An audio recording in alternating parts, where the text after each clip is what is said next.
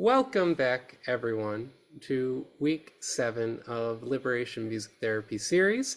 This presentation is number 7 in the entire series, and tonight we're going to be connecting interpersonal, organizational, and political forms of control.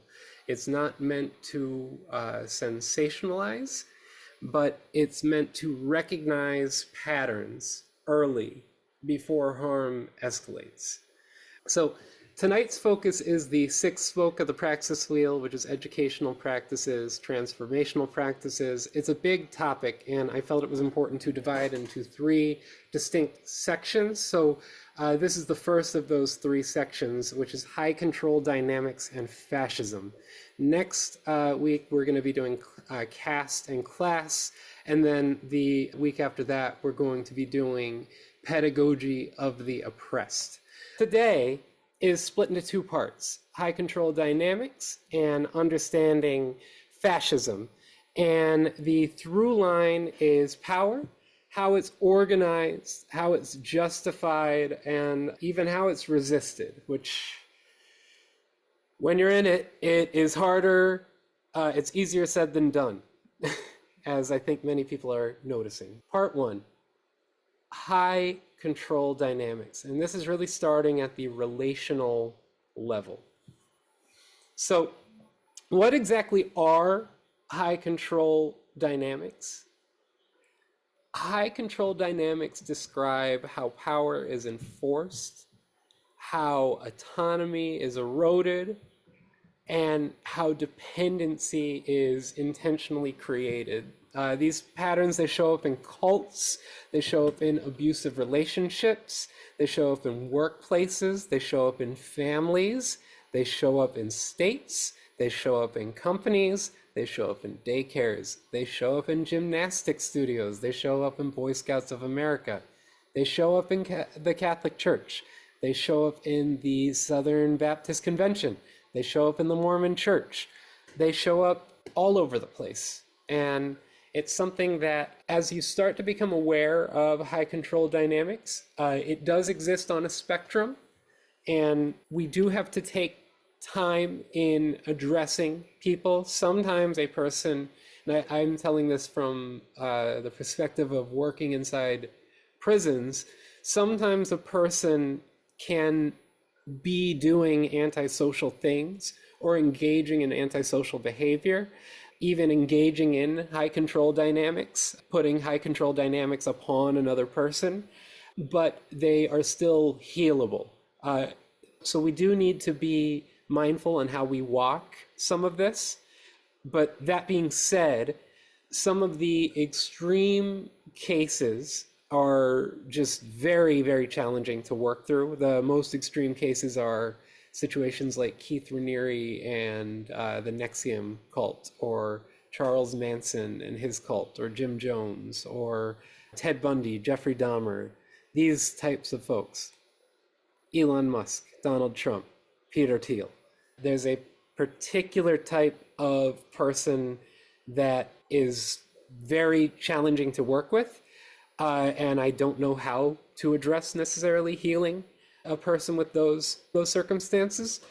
So this is really more about behavior, addressing people's behavior patterns. If a person is, this is a way to identify abusive behavior and why people stay within abusive behavior. Controlling behavior. This is behavior that is about gaining and maintaining control or maintaining power over a person, a people, or situation. It happens through coercion, through reinforcement, through manipulation, various control tactics. It's important that the goal is loyalty, obedience, and dependency, all at the expense of autonomy. So this is not about bad individuals. This is about systems of control. So I am imagining, I do not want to assume, but I am imagining as I'm speaking about controlling behavior, there are people in your life that may be coming into mind who exhibit some of these traits. And that is because this behavior is common. And it is on a spectrum. Again, it's on a continuum of severity. But it does not change the fact that this is identifiable behavior. So, common dynamics that happen within high control dynamics. I'm going to just read them aloud, but then I'll explain what they are. It's totalism, in-group, out-group mentality, dichotomous thinking, also what we would call black and white thinking, and cognitive dissonance. Now, totalism, this is the concept of total control over behavior and beliefs. It is that you see the world this way. And just to explain that we all have elements of totalism in the way we view the world. If you have any kind of religious or spiritual identity on how you perceive the world, that is a totalistic way of viewing something. But what we're talking about when we get to totalism is the inability to leave your comfort or leave your ideas or ideology, the inability to empathize with another.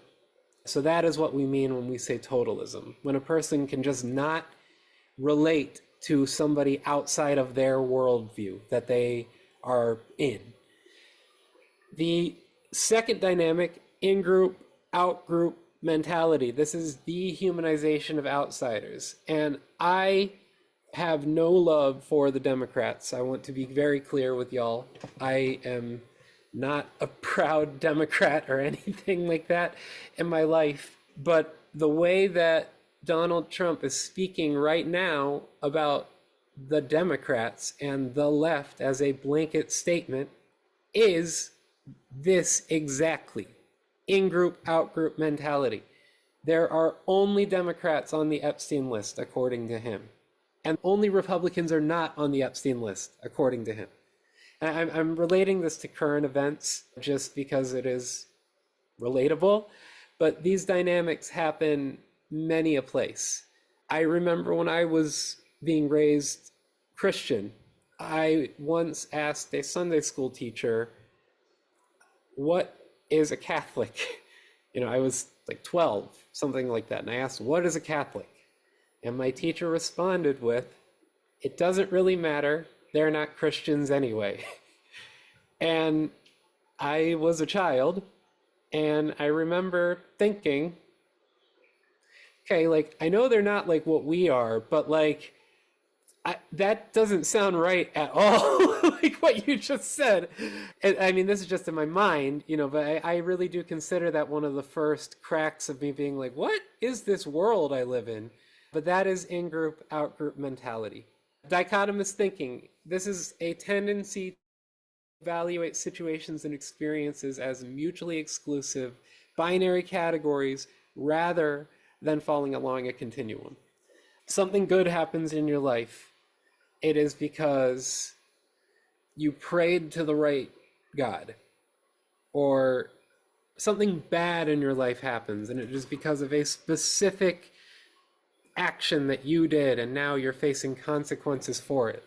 Life is just not so dichotomous. And one thing, and this is slightly controversial, though I feel comfortable enough saying it because I work in the field enough, there is an issue within high control groups of people with autism or people who are neurodivergent falling into these groups, specifically because of the dichotomous thinking element. And this is that when, and I want to be clear that I 100% stand by neurodiverse inclusion as well as neurodiverse affirming practices and everything that is involved with that. But it was brought to my attention by a survivor of cults who is also an academic, who is also on the spectrum, and this is where their work is oriented. Their name is Gwyneth Kikawa. If you ever check them out, they're doing musical theater study on cult recovery. It's very, very cool, very interesting. But anyways, they brought up the point that it's like, yes, of course, when you are on the spectrum or you have a neurodivergent way of seeing and processing the world, of course you can live a completely full life, and that is not a hindrance. But if you also have trouble reading social cues and there is an active predator putting things out intentionally, it can be very easy to fall into dichotomous thinking. And so, yeah, this is something where it hasn't been studied enough to make any firm claims about neurodivergency and falling into high control groups and high control dynamics. There's a lot more complications to it than simply the way a person processes, but it is something that is noticeable enough from people within the community, myself included. Cognitive dissonance, and this is holding two contradictory beliefs at the same time. There is a theoretical orientation within liberation psychology on what happens when a person commits an act of violence, and it's a two splitting that takes place when a person commits an act of violence. So if a person is punching somebody for the first time, two things happen. The first is a cognitive dissonance is created. You begin to justify why the act of violence was necessary. This has been seen in soldiers who have committed acts of violence. This has been seen in gang members who have committed acts of violence. This has been seen in domestic violence committers. There is always a self-justification by the perpetrator, and that is where cognitive dissonance plays a role. But the second piece when an act of violence is committed is also learning. Once your body has committed that act, it is now easier to do it a second time because your body now has to do it, now knows how to do it. The nervous system knows how to process it and do it that way, so you don't think as much. And so when we get to the much worse, horrifying content of next week of genocide, there is discussion of the genocidaires and what goes on through their minds and their bodies psychologically when they commit these horrific acts. Because most people are not sociopaths. Most people are not.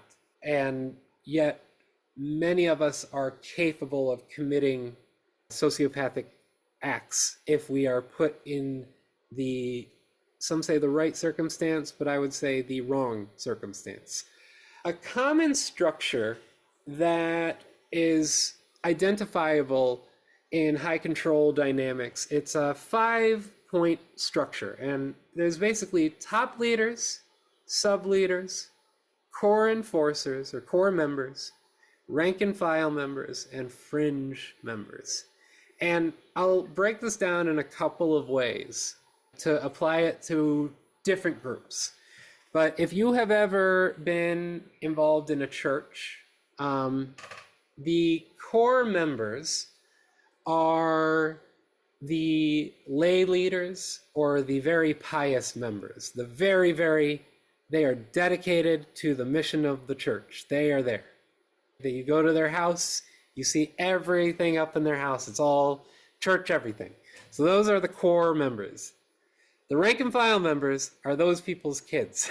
like they like the spouse who's not as involved, but like they go because they go. So that's the rank and file members. The fringe members are the Easter and Christmas folks.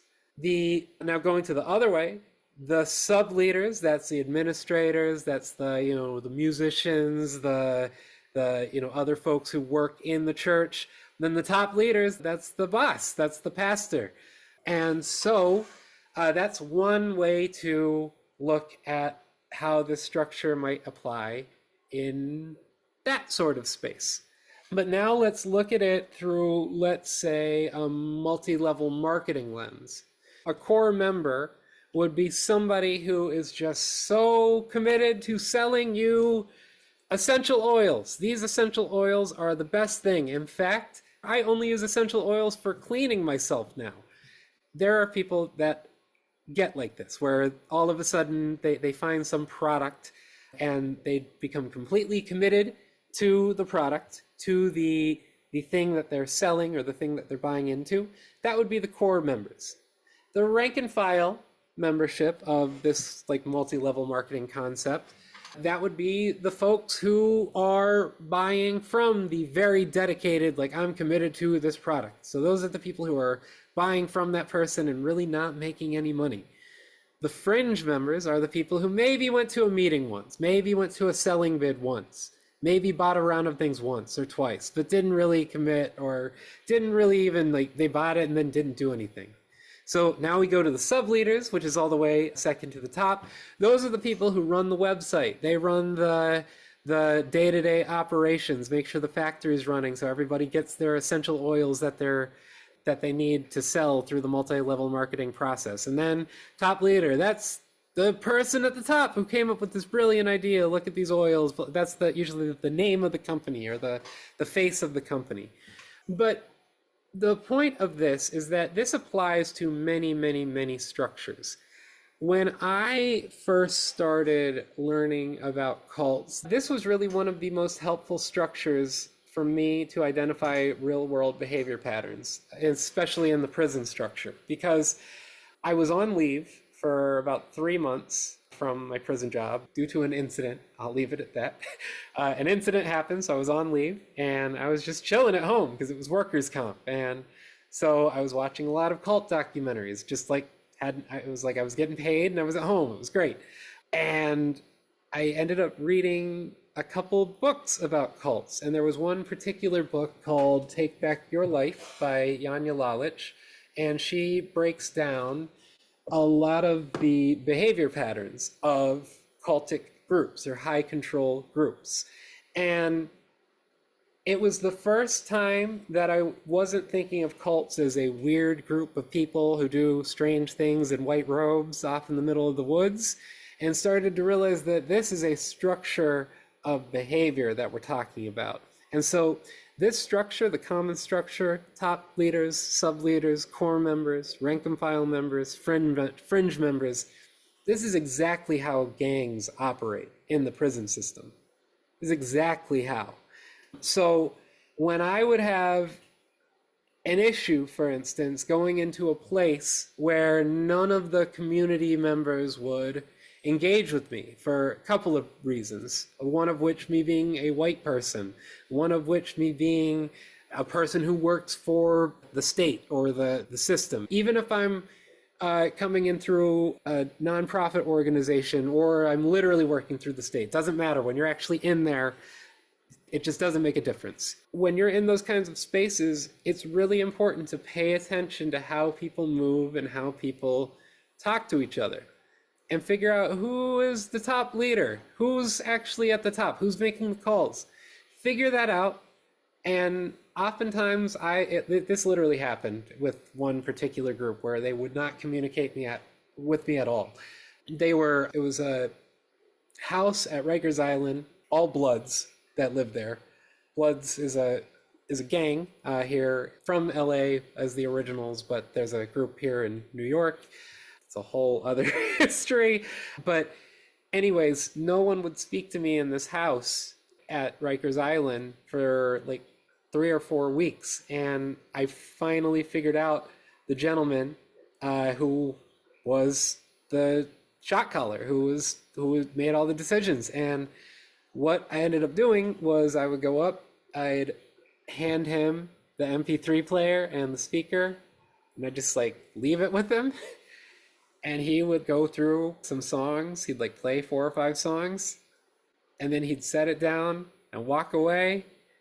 And then people would just like start walking up and talking to me. And it was like, oh, word. So this particular dynamic I found extremely helpful in the prison structure, because you can actually navigate. And keep in mind, these are not literal things. It's not like, oh, that person has core membership pin. Oh, they just must have moved up sub-leader.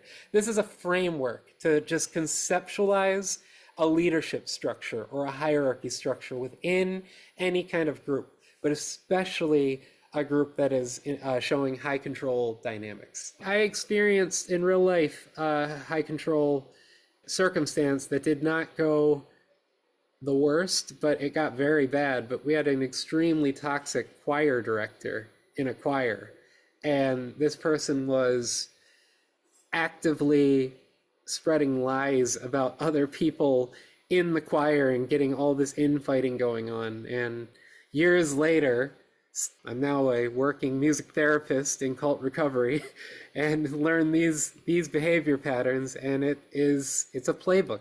It literally reads like a playbook. So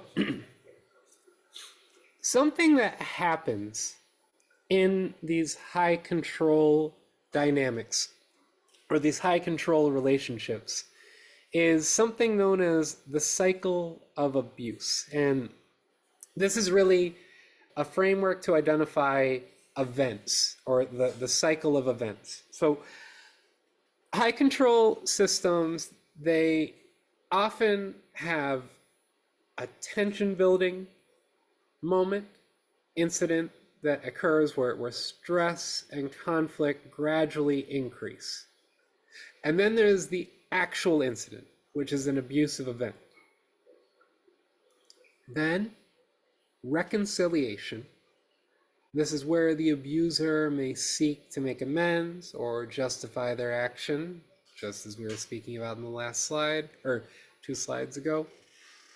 And then calm, a temporary period of peace that follows before the cycle begins again. Now, this can happen in short bursts. It can happen a lot. You can go through many, many, many cycles, or it can have a long process. But the point is that there is an identifiable behavior pattern of events. I have heard more than one story from survivors of domestic abuse who came to terms with the circumstance that they were living in, came out of their haze, if you will, after reading The Cycle of Abuse, just reading it, seeing it for the first time, and going, oh, I've been in that for 20 years. It happens.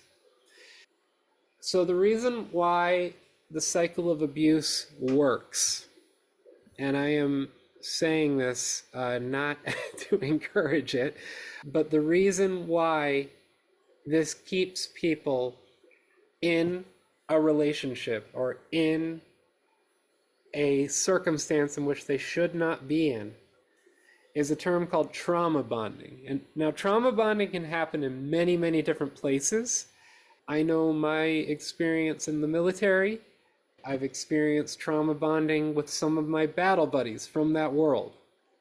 Hard to explain what it is, but we are just tight. We're just tight. It's hard to explain. I don't know how to put my finger on it. I'll see these dudes in 20 years and we'll still know what we're talking about. Like that kind of thing. People that I thoroughly disagree with and actually like basically lost friendships with the last couple of years, I still have that military camaraderie. Even though I'm an active socialist and abolitionist and anti-military thinker, it's one of those pieces where there is trauma bonding in many, many circumstances.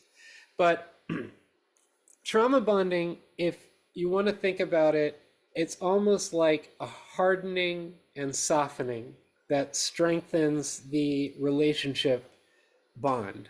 So it forms through intermittent reward and punishment.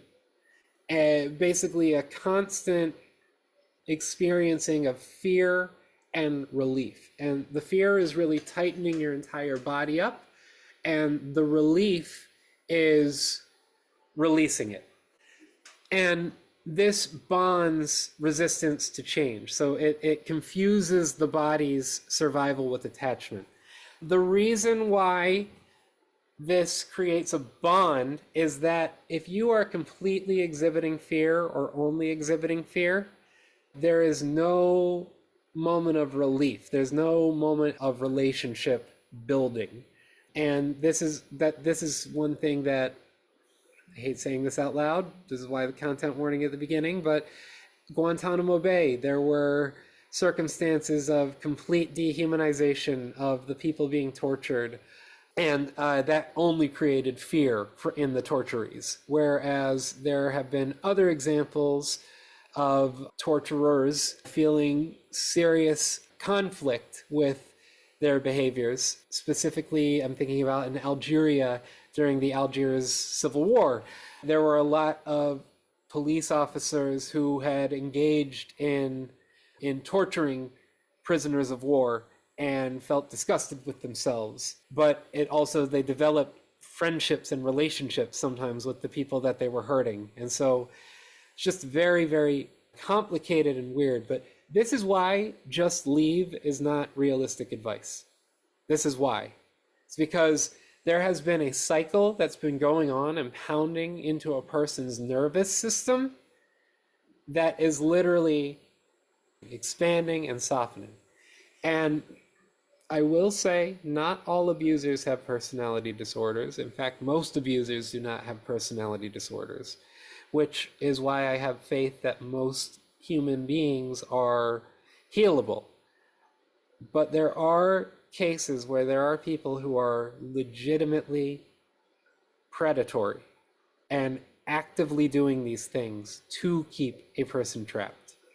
That brings us to thought reform.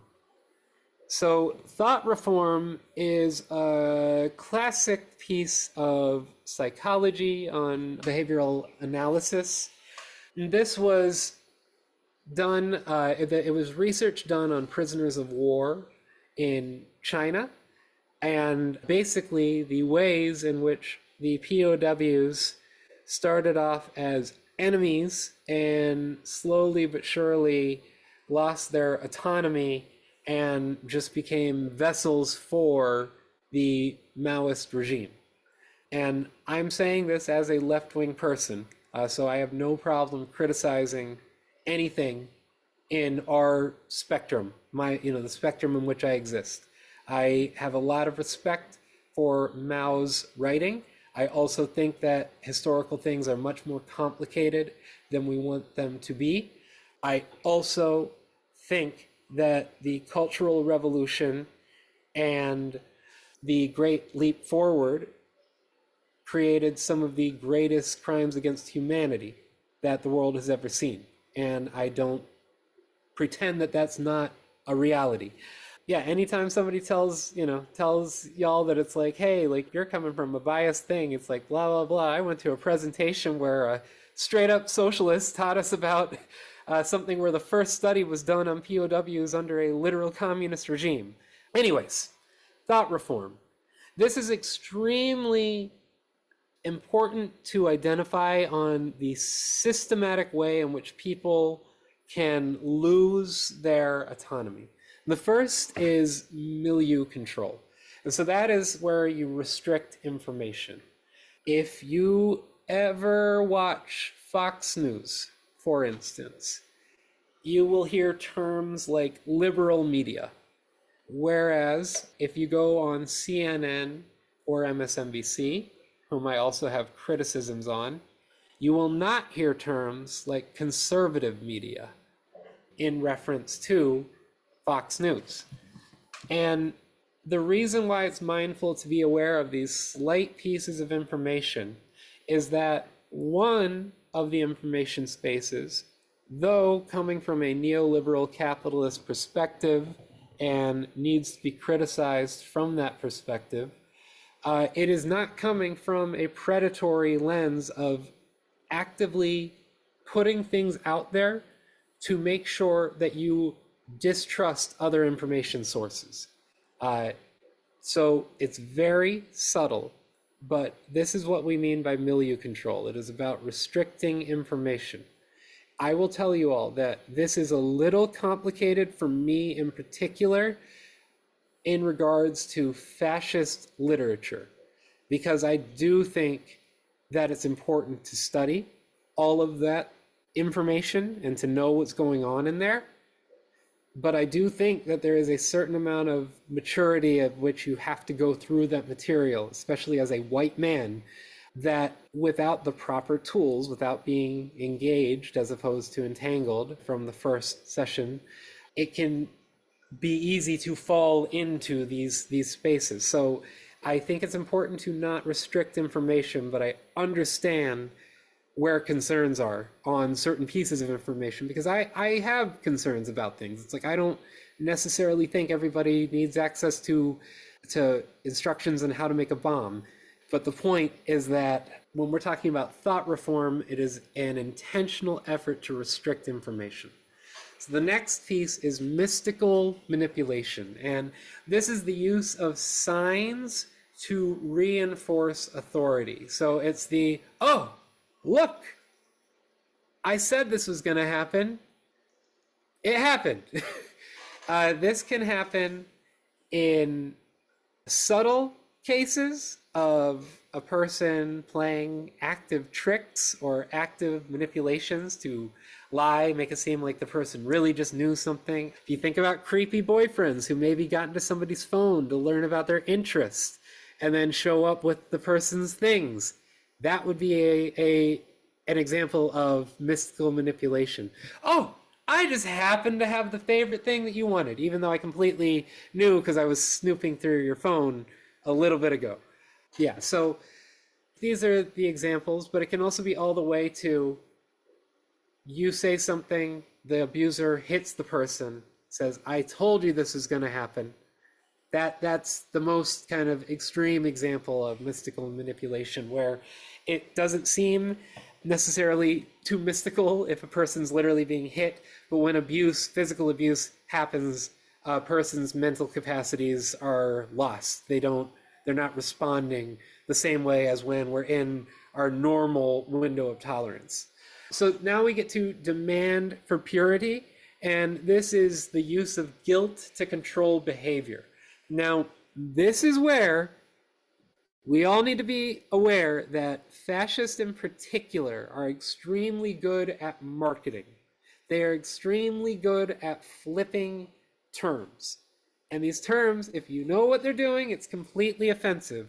But if you're ignorant to it, it can sound like an either or. And that's really why we need to be cautious with when we analyze things. So the demand for purity, I can already hear all the right-wing people using the woke left is trying to demand such and such because you can't such and such anymore. And the real argument about this is that, number one, I don't believe anybody has ever been canceled in regards to the way that they are speaking about. People have lost their celebrity due to people not wanting any interest in them anymore because they're disgusted by what they do or what they've done. And it gets interpreted as some kind of woke mob story. But we're going to get into all of this. But this is really about pay attention to some of these terms being used as a flip. I'll give a really good example of fascists flipping a term. Black power came out of the Black liberation movement of the 1950s and 1960s. Black power was a creation of white supremacy in the fact that there was no need for black power. There would be no need for black power if there was not already white supremacy completely engulfing everything. And so what do the white supremacists do? They flip it. Black power, oh, well, white power. It's the same thing. Not the same thing. But this is how idiots, centrists, people oblivious to their surroundings, both siders, all lives matter, straight pride, all of it. We've heard this so many times. We have heard this so many times. Citizens and their property. That was used during slavery. Citizens and their property. So, states' rights. But anyways, that's demand for purity is not talking about accountability. It is about rigid guidelines on how you are supposed to be. I know of many women who have reported people telling them when they can smile and when they can't smile. And they have to know when it is. And if they don't, they have failed the purity test. Yes, so the next point is confession. This is exploiting personal faults. I think I explained it already. Sacred science. So this is where you treat the belief as unquestionable. The reason why it says sacred science cannot be sacred and something sacred cannot be scientific. And it's a kind of a clever wordplay by a social scientist. But the point of it is that science is something that is observable and sacred is something that is felt and unexplainable. And so you have a sacred science, meaning that the way that this is supposed to be is just the way it is. Gay people are going to hell. They're born that way due to a demon. They're going to hell. That's an example of sacred science. I just watched a documentary a couple years ago now, but on the possible misinterpretations of the like 3 or 4 specific verses that bigots use to justify their homophobia or their transphobia. But this is what sacred science means. It is just the belief is unquestionable. I actually experienced this in my own church with the example given earlier. What is a Catholic? Oh, it doesn't really matter. Catholics aren't Christian. Okay. Loading the language. So this is using jargon to limit critical thinking. It gets a little confusing sometimes, I think, to read some of the terms that come out of the social sciences and not get them confused with some of the nonsense put out by con artists, because they can sound complicated at the same time. But a really good example of loading the language that helped me kind of understand this concept is if you're familiar with a gentleman goes by the name Jordan Peterson. And Jordan Peterson is a clinical psychologist, very well known and respected, quote unquote, in his field. Worked at Harvard. I believe he was at McGill. He was actually published. He was actually considered an expert in personalities and blah, blah, blah, blah, blah. Somehow around 2016, he got famous because he was speaking out against trans people. And it was a complete misrepresentation of Bill C-16, which was a Canadian bill, which was basically adding transgender people as a protected class. So it meant that if you harassed a person on basis of being trans, that could be included in charges. To date, there has still never been anybody charged with this additional bill. But anyways, Jordan Peterson got famous due to that. But while he got famous, he started talking like a lot of psycho jargon and became really, really, really famous, really rich, really just unbelievably rich with some of the stuff. And I will be frank with you all, I never liked him, but I bought it at the beginning, being like, he's smart. Like, I don't like where he's getting to, but I see he's a smart guy.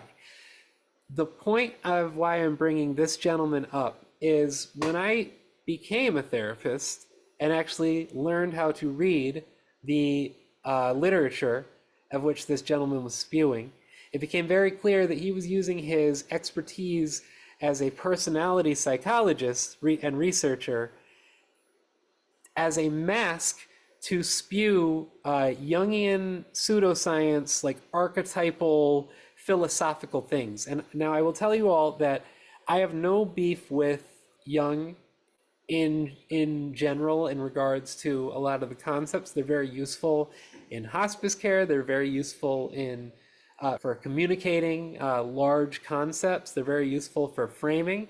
I know some Jungian Jungian therapists who are trained, went to the psychoanalyst school in Switzerland, and they're not true believers. They see it more as a philosophical lens to do therapy through. And blah, blah, blah. I say all of this to it took a very long time to figure out that Jordan Peterson was full of garbage when he was talking about Jung, because he would talk about these pseudo-philosophical things that are questionable within Jungian psychology, and he would treat it as if it was fact. But then if you would question it, he would then lean on his credentials as a published psychologist. And so this is an example of loading the language. He speaks overly complicated. It's a word salad is a way you might hear it, but it's when a person does not get to the point. It's over talking but not getting to a landing point. And extremely good loaders of language can actually make you feel like you heard a lot and nothing was even said. Doctrine over people. This is where you ignore experiences that challenge the belief. Hey, so and so, the priest just did this thing in the back room with me. That didn't happen to you. That's not, he's a good man. Doctrine over person. And then dispensing of existence. This is for people who are rejecting the group. They are completely rejected from the group eventually. Oftentimes cults, what we would call a cult, they go through what's called a purge, because a way to make sure people are controllable, they have to keep the group smaller, because the larger it gets, the harder it is to manage. And so the leaders will literally start gossiping and rumors to get people out that they don't like, and they'll just trim people out. And it's a way to keep the insiders in more rigidly trauma bonded, while also opening it up so new membership can come in. Very, very creepy stuff, to be super frank. So if we think of thought reform as the scientific explanation of brainwashing, like you think of brainwashing, that's a colloquial term. There's no such thing really as brainwashing. But if you were to think of what we're talking about, it's thought reform. So if that was brainwashing, the concept of taking over a person's mind, then we would get to the next concept, which would be mind control. But the actual scientific term is bounded choice. And this is broken into 4 key categories. There is a charismatic authority. There is a transcendent belief system. There are systems of control, and there are systems of influence. So let me explain how that works. So there's always, in these kinds of groups, there's always some kind of charismatic authority. There's an emotional bond with the leader or the authority. You see this with Mr. President. You see this with Mr. Musk. You see this with a lot of celebrities. You see this with Bill Cosby, with R. Kelly. But there is some kind of charismatic authority in which the focus is directed towards. Then there is a transcendent belief system, and this is how you actually operate. This is the worldview of which everything functions. If you are in, let's say, a political cult, this political ideology is going to change the world, whatever that political ideology is. If you're in a religious high control group, we need to spread this word to save the world, or we are the only people who are going to be saved. So transcendent belief system is the environment in which you are projecting into your beliefs into it. Then there are systems of control, and these are the mechanisms that enforce the rules and regulations. So these are, in some high control groups, hey, you have to check in with me on what food you're eating. Food is a major mechanism of control. A lot of people make rational choices, but if you have an abuser who has slowly chiseled you down to now you're only eating 500 calories a day, and working 18 hours a day, doing mindless labor, pretty easy to control you.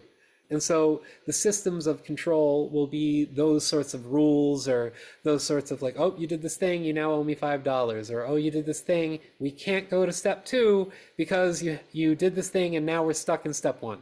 So it's the rules and regulations. And then systems of influence, and these are the structures that actually guide and shape the individual beliefs and values. This is the narratives that you follow. Make America great again. Blood in, blood out. I hope you all see that I'm trying to like pull from many groups so that you can see the behavior pattern. This is not about the ideology. This is about the behavior pattern. So here is a list of tactics that are used by abusers and manipulators. I'm just going to read them all. Love bombing. This is excessive praise to build dependency. Isolation, cutting people off from external support. Surveillance, monitoring behavior to instill fear. Gaslighting, undermining victims' sense of reality. Micromanaging, the controlling of daily life decisions. Now this is the big one. Sleep deprivation and exhaustion, weakening resistance to control. A lot of people, their first cult weekend they go to, it's like 5 days long, and they just keep you awake those 5 days. So yeah, you would not join a cult. But you in 5 days who didn't know that you were going to get worn out, you might sign up for the next session pretty easy. Or you might accept some of the weirder stuff that they start to do. Yeah, double binds. This is where you're stuck in a situation that creates conflicting demands, where an individual is trapped in a no-win situation. I mean, the worst you can think about is, which child do you want me to hit? I don't want you to hit either of my children, but I really don't want you to hit the smaller one. So that's a double bind. Thought terminating cliches. This using simplistic phrases to shut down critical thinking and prevent questioning. In my last cult recovery group, there was a particularly large amount of ex-Scientologists involved, and there was one moment where one person was sharing and somebody said the term A is A plus A is A is A, and they just said this thing, and all the other ones like, oh yeah, and like they all started to say it. And it was, I was as the therapist in there, it was like, all right, I don't know what that is, but like I know what that is. And so an example of a thought terminating cliche that we use all the time is, it is what it is. You know how it goes. It's like, so yeah, how many of you have had that family member who's just awful to be around, and the other people go, it is what it is. It's a thought terminating cliche. I really don't like the thing this person's doing. This person's like, this is actually not okay what this person is doing. Yeah. All right. Anyways, financial control restricts access to money, creating financial dependency and limiting escape options, restricting access to resources. Sexual coercion. There are really two ways that this is utilized, but either pressuring a person into unwanted sexual activities to exert control, or utilizing intimacy as a leverage. And then we have discrediting and triangulation. Discrediting is where you sabotage the victim's reputation, you make it harder for them to seek help or to be believed. And triangulation is when a perpetrator involves third parties to create competition or division, reinforcing the abuser's control. This is the person said the one thing to so-and-so, now so-and-so comes and talks to you. Hey, you really need to not do this thing because so-and-so, hey, that's not really what's happening. Well, so-and-so said you didn't do this. Actually, another person shows up. Actually, yeah, I heard this thing too. That's triangulation. These are techniques and tactics.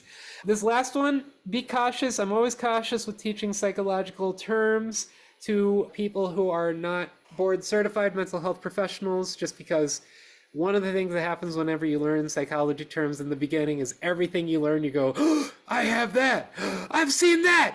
I know that. That person has that. That person. So just be cautious. Be cautious. I'm teaching these terms to stimulate knowledge, to learn things, but be aware.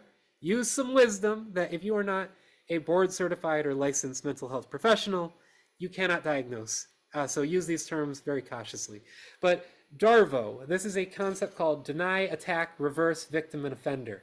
This is the, hey, I don't like that you speak to all of us this way in this setting. You all ganged up on me, and I can't live with this anymore. I'm disgusted by your behavior. In fact, I'm leaving now. That's DARVO.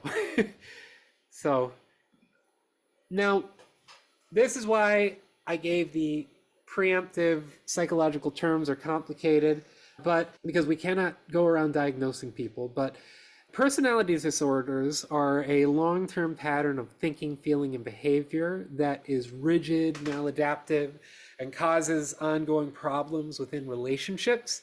There's a specific category in the DSM, which is our handy-dandy psychology Bible, that has all the diagnoses and gets updated every few years. But there's a specific cluster under the personality disorders called cluster B. And the DSM category for personality disorders, these are personality disorders that are marked by dramatic, emotionally intense, and often conflict-driven behavior. And so, unfortunately, the people with these disorders, who struggle with these disorders, do have some of the largest histories of abuse, but they do come in a couple of different ways. But antisocial personality disorder, this is really when a person displays consistent problematic behavior, not pro-social behavior. So they violate others' rights, they may be deceitful, reckless, display violent behavior, lack of remorse. It's very small prevalence, maybe 0.2% of the population actually has this kind of a disorder. Then there's borderline personality disorder, and this is probably the most common, at least in regards to the year 2025.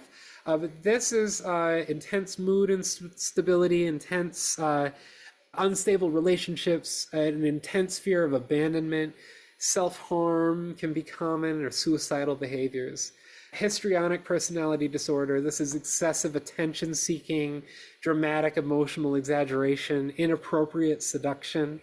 And finally, we get to narcissistic personality disorder, and this is really grandiosity, the need for admiration, the lack of empathy, manipulative and demanding behavior for self-centeredness. Now, again, these are not firm categories. Some people can display different behaviors. And also, not every antisocial personality or antisocial behavior that you witness in your life is coming from a person with a personality disorder. I will tell you all that there was one person that I have met in the prison system who I am comfortable saying is very likely to have antisocial personality disorder. But the reason I point out that I can name one person in my mind, like very confidently, is that is in prison. There are thousands of people in prison. And I met one that I can confidently say displayed these sorts of behavior traits. So it is not common, but it is very common in the problematic people in the world, I guess it's a way to put it. Types of high control groups. This is just to really think about it, but ideological cults. This can be religious groups or spiritual groups, political groups, personality cults, media or disinformation networks, parasocial relationships, like the relationships people have with like newscasters or internet celebrities, conspiracy movements like QAnon. These are ideological cults. And then there's commercial cults, which are maybe multi-level marketing, pyramid schemes, financial scams, Ponzi schemes, toxic workplaces, places where It demands extreme loyalty or extreme compliance, extreme time demand, rigid rules in the office, those sorts of things. Community-based cults. This is like niche communities, insular groups with rigid ideological control, social clubs, groups that enforce strict behavioral expectations. Think the Harlem, or not the Harlem, sorry, the Hell's Angels, or any of these types of groups. Domestic and family cults. This is abusive families and guardians, control through emotional, psychological, physical abuse, abusive relationships, domination through coercion and dependency, stalking. To be honest, I would put in this kind of category. They're displaying similar behavior as the stalker. Somebody who's born into a cult, indoctrination from childhood. The one that I have the most trouble with as a clinician is the troubled teen industry. I've had a couple of people come from that world, and I'm a parent, I don't know, that one makes me gross. Like, I have trouble with troubled teen industry. They all bother me, but that one bothers me a lot. Political violence and paramilitary cults. This is autocrats, colonial or imperial forces, ethno-nationalist militias, narco-militias or narco-mercenaries, even revolutionary groups. Therapeutic or wellness cults like pseudoscience groups or quackery groups, self-help productivity cults like where they pressure followers into extreme self-improvement regimens, therapy or wellness cults. This is manipulative use of psychological health and practices. And then there's informal or underground economies. This is gangs, organized syndicates, human trafficking networks, street gangs, deputy gangs, which is the horrifying phenomenon of white supremacist gangs that form within police departments. They get tattoos and everything. It's a real thing. Look up the Punishers in LAPD. It's great stuff. But fraud or scamming rings. So, cool. I'm going to try to zoom through this next part, but part 2 is understanding fascism. And I think I can get through it in about 10 minutes. The first thing I actually want to speak about is when we consider politics, we consider the left and the right spectrum. And I would like us to, when we are liberation practitioners, to start to disregard that way of thinking. Now, of course, we can still use left-wing and right-wing and centrist and liberal and conservative. These are all words that can be used. But for the framing of how this workshop is meant to operate is that there is the three-way fight. And so the three-way fight, it is that there was not a conflict between left and right in the 20th century, but it's a framework that there were three social forces that were really in competition with one another.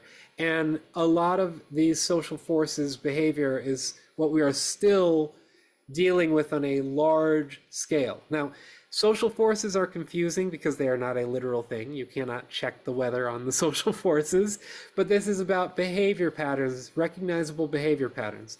And so the way to think about this is that there are two descriptors of each category. So the first is reactionary chauvinism.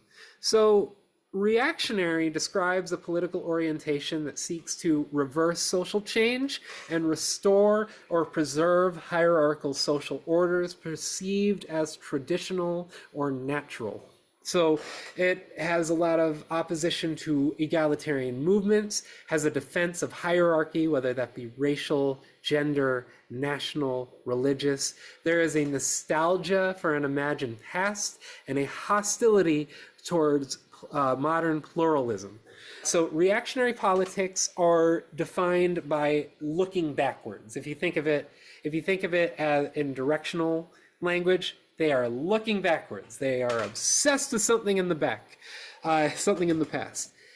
So chauvinism, a lot of times we think of it as male chauvinism, which is a type of chauvinism.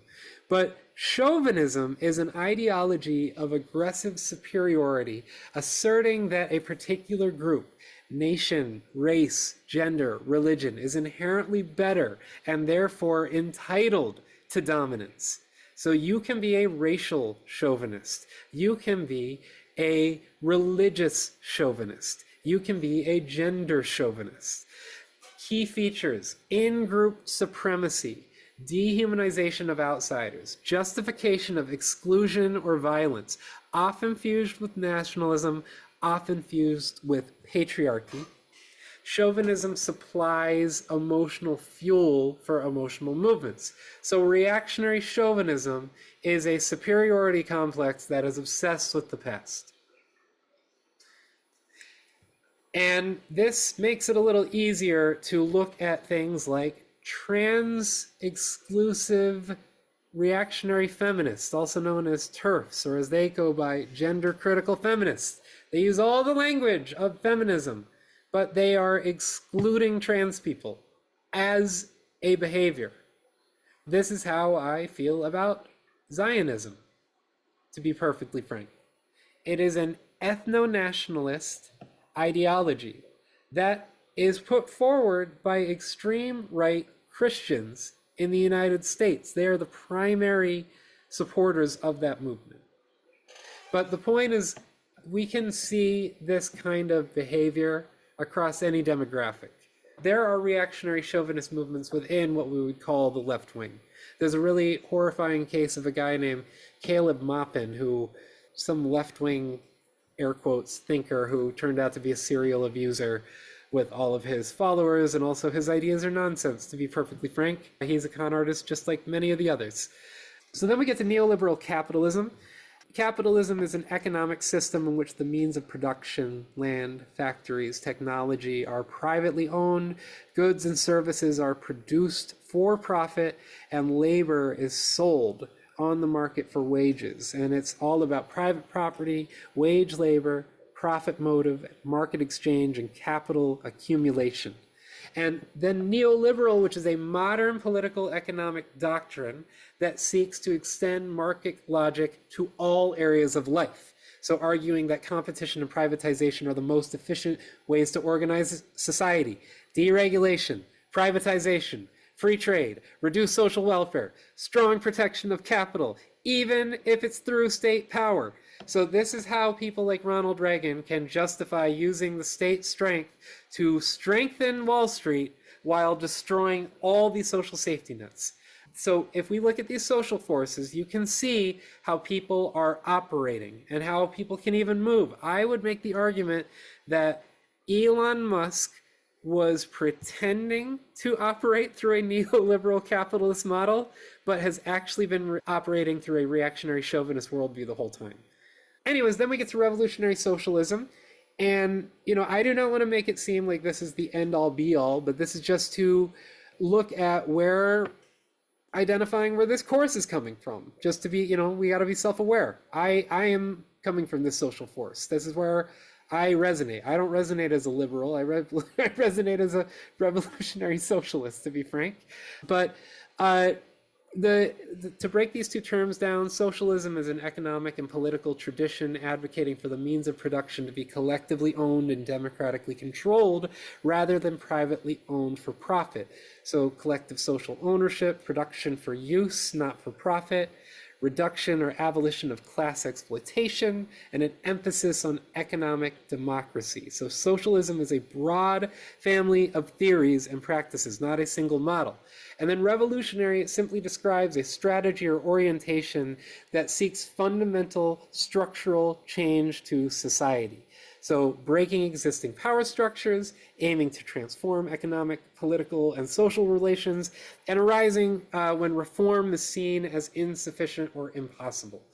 So if you think about it as this, kind of like a triangle, instead of the left-right spectrum, this is how we think about it in the course. So fascism is probably the most, or one of the most extreme forms of reactionary chauvinism. So fascism is a mass politics of authoritarian national renewal that builds unity through fear and scapegoating partners with existing elites, strips democratic rights, and uses organized violence, the street violence to paramilitary violence to full military, to crush opponents and enforce hierarchy and purity. So politics is solely us versus them. Narratives center on a mythological past. A strong man is treated as the nation itself, though it is interesting with people like Marine Le Pen popping in. It's like maybe even the fascists are starting. We need to say strong person is treated. I don't know, whatever. But violence is justified as necessary or purifying. Rights, courts, and elections are hollowed out in the name of security.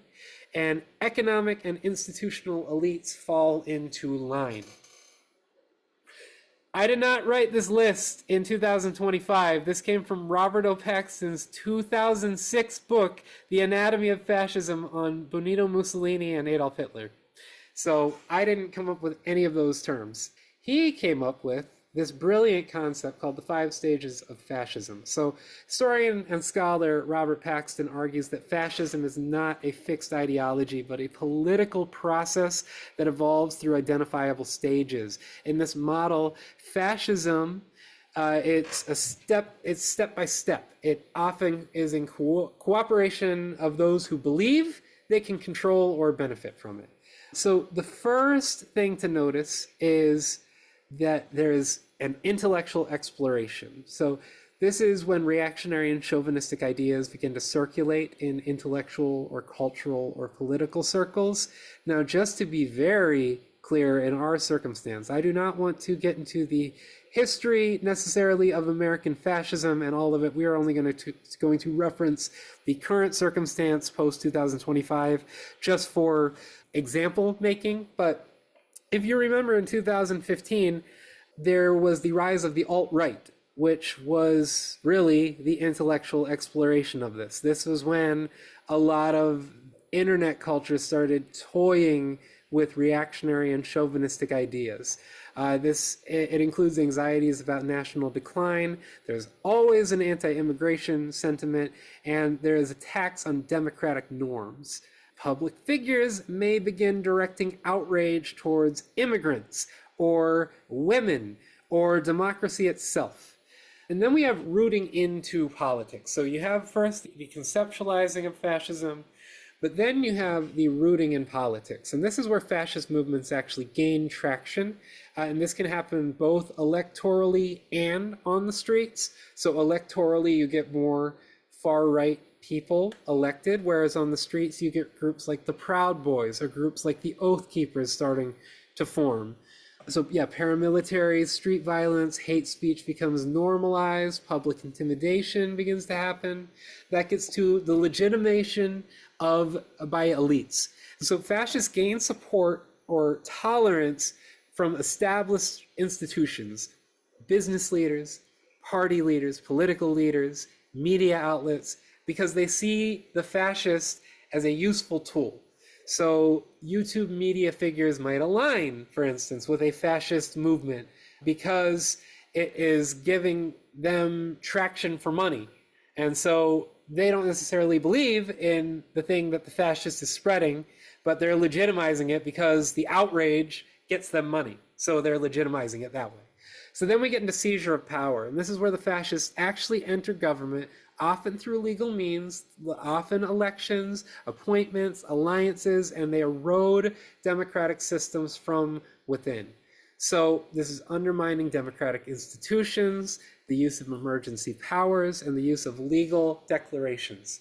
That finally gets to the exercise and radicalization of power. So once in control, fascists escalate repression, they attack civil liberties, they target marginalized group, they deploy state violence. I would say we are in the midst of somewhere between 4 and 5 right now, which is very scary because we used to not be there. I've been following this the whole time and have been using this model as a measuring stick, to be very frank. And it literally feels like a playbook. Now, a really good counter to this, because Robert O. Paxton is the academic. He's a Columbia social theorist and social psychologist and anthropologist.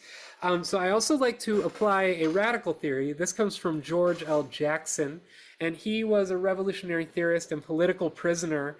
He argued in his book, Blood in My Eye, that fascism is an adaptive, evolving process that is embedded within capitalism. So he identifies three distinct phases that demonstrate how fascism adapts to changing conditions and how it appears differently across racial, gender, and class lines. So to give an argument, a white person in 1962 America was not necessarily living in a fascist state, but a black person living in 1962 America under Jim Crow laws was living in a fascist state. So you can literally be living next to each other. Let's have a hypothetical white person and black person live house across the street from each other, but under Jim Crow laws. One of them lives in fascism, the other does not.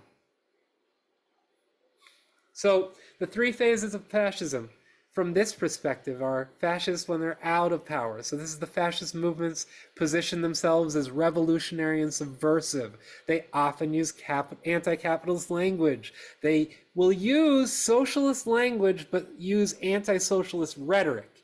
And they exploit societal unrest to gain support and present themselves as champions. So then we get into in power but not secure. So this is once fascist elements have actually ascended to power, they face instability and potential threats to their authority. Where are we right now? The ruling class employs the state apparatus to suppress opposition, targeting vanguard parties, targeting progressive movements, targeting marginalized communities, all through overt repression, censorship, and the curtailment of civil liberties. Consider when they went after Jimmy Kimmel. I don't want to sit here and talk about free speech rights of a multimillionaire TV star who's been in the public circle for decades. That's not like where my point is. I'm not going, oh, poor Jimmy Kimmel lost his show. It is, oh my God, the state is going after people at that level now. And that is an issue. So in power and secure. And this is when fascist regimes have solidified their control. They do permit certain amounts of dissent. We're not there right now. But George Jackson wrote this because he was incarcerated for stealing $70, and he was incarcerated for a year to life. That was his prison sentence. He was also murdered by prison guards at age 39, but he came up with this theory while incarcerated.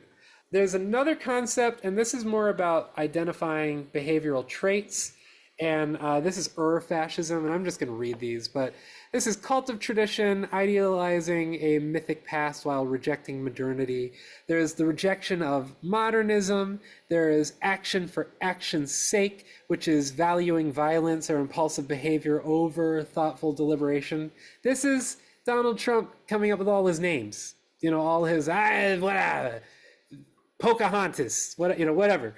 Disagreement is treason, branding critics as enemies of the nation.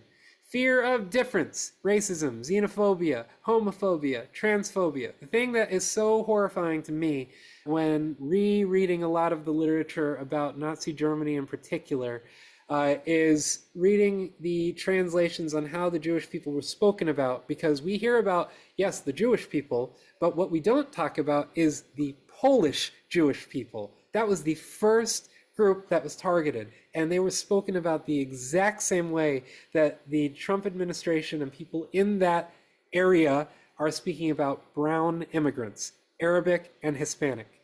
That is exactly how they're speaking. There is a frustrated middle class mobilizing downwardly mobile citizens against scapegoats. There's an obsession with conspiracy. Everything is a conspiracy. It does not mean conspiracy theories do not exist. But there is a belief that secret plots by elites and minorities all the time. Y'all, when the QAnon guy is right in front of you in the Oval Office and you're still like, I don't know who it is. It's like, I don't know what to tell y'all. Yeah, pacifism is weakness. Sorry, skip one. Enemies are both strong and weak. Immigrants are stealing your job, but they are also lazy. And they also steal everything off the social safety net, but they also are violent criminals.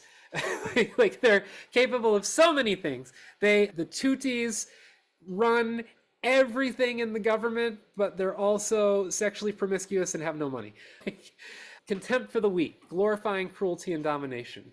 Machismo and gun obsession. This was written by Umberto Eco in the 1990s, not about the United States. This stuff is identifiable, y'all. Hero worship. Devotion to a strong man or a mythic savior figure. Selective populism. That is all right-wing populism, just so you know. Claiming to speak for the real people while excluding others. If you ever hear somebody use the term the white working class, I am saying this as a pacifist.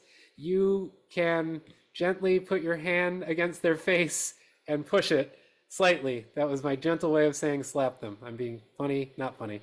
But yeah, if you ever hear anybody say white working class, they are part of selective populism. Y'all, the working class is the working class.